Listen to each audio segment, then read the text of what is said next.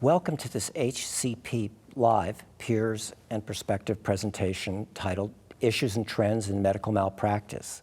I'm Dr. Simon Murray, an internist from Princeton, New Jersey. I'm joined today by Glenn Bergenfield, a certified civil trial attorney certified by the New Jersey Supreme Court. Only 5% of attorneys receive such designation. In the last 25 years, Glenn has concentrated his law practice on malpractice, principally legal malpractice, but he has a great deal of experience with medical malpractice. Many lawyers were reluctant to sue other attorneys, or at least admit they would do that, but Glenn obviously didn't share that bashfulness. The fact that he sues lawyers, I hope, will make him somewhat more likable to our audience as well. Welcome, Glenn. Let's begin. Thank you. Thank you for having me. Glenn, what is your experience with medical malpractice, and how does that differ from legal malpractice? Well, I think the primary difference is that, juries don't like lawyers particularly, so those cases are won by plaintiffs pretty regularly. I think also the cases are a little more understandable to a jury than medical malpractice cases. Doctors win the overwhelming majority of cases that go to a jury trial in New Jersey. And lawyers lose the overwhelming majority. And it may be because people don't like lawyers and they like doctors. I think people want to think that their doctor is smart and honest and doing a good job. They're not so sure about lawyers.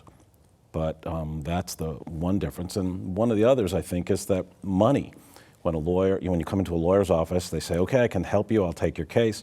Here's how much it's going to cost. If you don't pay me, I can get rid of you. All of the things. If you look at a lawyer's retainer agreement, it's full of things about money, about how you got to pay me and when you got to pay me and how much you got to pay me and how much everything's going to cost, and the client's on guard.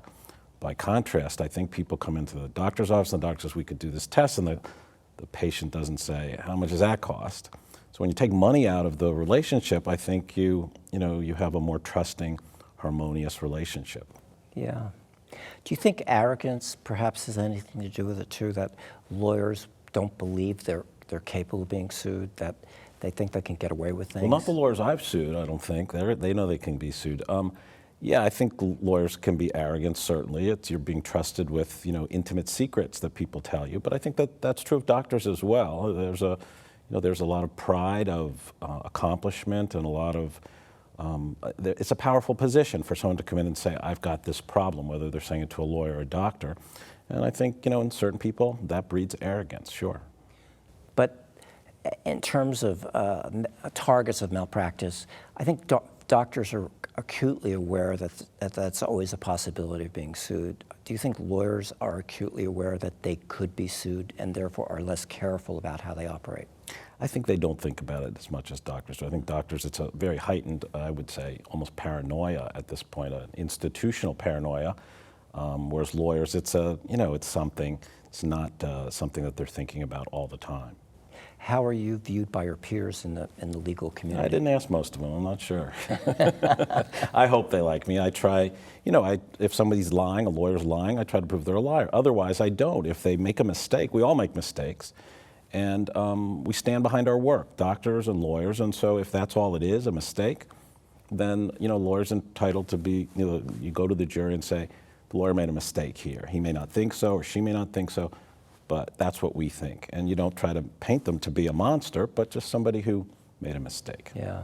Do you think judges would view bringing a case of legal malpractice differently than bringing a case of medical malpractice? When I was younger, than all the judges, I would take a tremendous beating from the judges about suing lawyers, because I think the judges were thinking, first of all, I like lawyers. I'm like the best lawyer there is because I got to be a judge, so that's one problem. And the second is I think they thought, I did things like that when I was a lawyer, and I don't want to get sued for that. They're sympathetic to the lawyers. Now that I'm older and older than a lot of the judges, I don't get as much pushback in the cases, and I think the judges, generally handle them fairly. Yeah, there's a general story that says, if you graduate last in your medical school class, what are you called? And the answer is doctor.